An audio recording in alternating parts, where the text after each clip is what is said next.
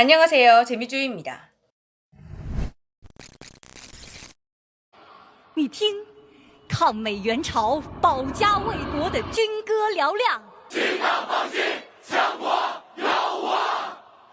지금 중국은 애국주의라는 것이 폭발해 버렸는데요. 2021년에 이루어진 연설이라고는 믿을 수 없을 정도로 엄청난 말들이 오고 갔는데요. 중국에서 남녀노소 할 것 없이 모두가 애국주의에 빠져들며 중국에 진출했던 글로벌 기업들은 정말 절망적인 불황을 겪고 있다고 합니다. 그런데 이런 풍파 속에 나홀로 미소 짓고 있는 한국 기업이 있다고 하는데요. 과연 이 한국 기업은 중국인들의 애국주의에서 어떻게 살아남을 수 있었던 걸까요? 지금부터 파헤쳐보겠습니다. 구독과 좋아요 잊지 않으셨죠?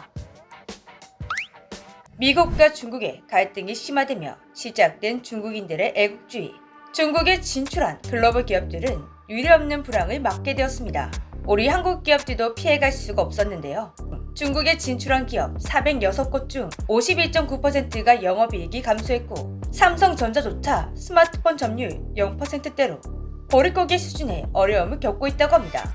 그런데 이런 풍파 속에도 나홀로 레벨업 중인 한국 기업이 있다고 하는데요. 이 기업은 매출이 줄기는커녕 2년 만에 52%가 증가, 사상 최대의 기록을 찍어버렸다고 합니다. 이 기업의 정체는 한국 브랜드 휠라였습니다. 여기서 잠깐! 지금 이런 생각을 하시는 분들 계시죠? 휠라가 우리나라 기업이라고?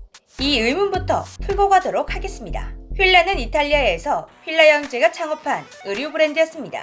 주종목도 지금과 달리 속옷이었죠. 이탈리아에서 차차 덩치를 불려가던 휠라는 1970년대부터 본격 스포츠웨어 브랜드로 이름을 날리기 시작했고 1980년대에서 1990년대 세계를 주름잡는 스포츠 브랜드로 거듭나게 되었습니다. 1991년부터 한국에도 휠라 코리아가 설립되며 한국인들도 휠라 브랜드를 접하게 되었는데요. 그 시대 한국에서는 꽤 고가 브랜드였지만 인기를 얻어 쭉쭉 성장해 나갔다고 합니다. 특히 학생들의 사랑을 많이 받은 휠라. 대한민국 중고등의 농구화는 다 휠라다 라는 말이 있을 정도로 정말 불티나게 팔렸다고 합니다. 덕분에 휠라는 한국에 IMF라는 위기가 왔을 때도 흔들림 없이 편안한 성장을 이어나갔다고 합니다. 그러나 유럽 시장의 사정은 180도 달랐습니다. 계속되는 매출 부진으로 경영은 악화되었고 결국 2000년대 초 파산 직전까지 내몰리게 되었습니다. 90년이 넘는 브랜드 역사가 무색하게 회사는 공중분해되기 직전이었는데요. 이때 후원자가 나타났습니다. 바로 우리 휠라 코리아.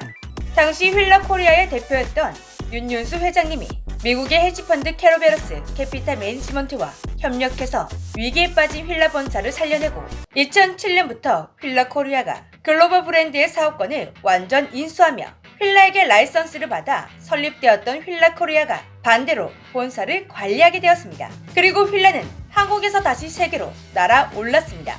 아재 브랜드라는 이미지를 벗고 젊은 층들을 집중 공략하기로 한 휠라는 운동화로 승부수를 띄웠습니다. 그 시기 전 세계적으로 코트화가 유행했었는데요. 마침 휠라가 100년 전통 코트화 맛집이었습니다. 역시나 보장된 맛집은 실패하는 법이 없었습니다. 2016년 9월에 나온 휠라의 코드 디럭스. 착화감은 뛰어난데 가격마저 착하다.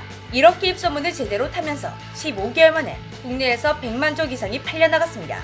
이렇게 시작된 휠라의 날개짓은 복고풍을 타고 어글리 슈즈로 날아오르게 되었습니다. 2017년 시장에 반응을 보려고 내어놓았던 디스러터2 천족이 단 하루 만에 품절이 되었습니다.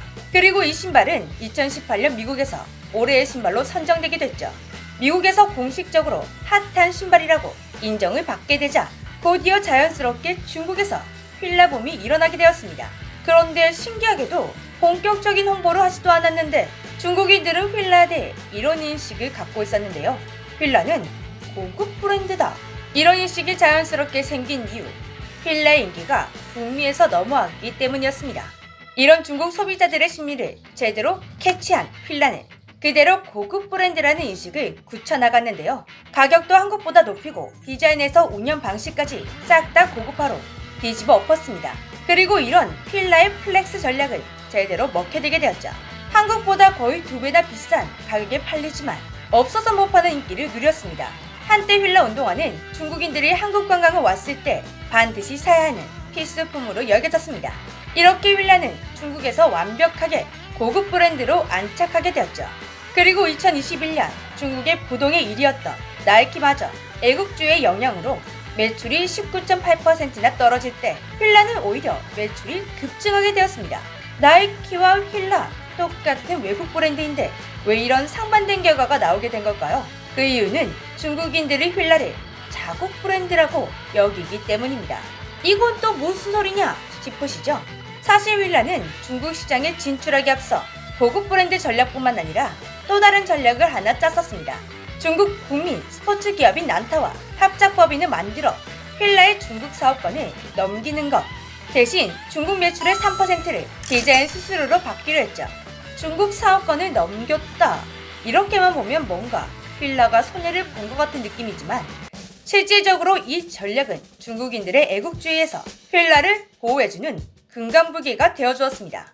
그렇게 모두가 중국에서 매출 감소의 아픔을 겪을 때 휠라는 안타그룹으로부터 수수료를 왕창 챙기며 쭉쭉 성장해 나갔습니다. 휠라의 중국 매출은 일찍이 조 단위를 넘어섰다고 하는데요.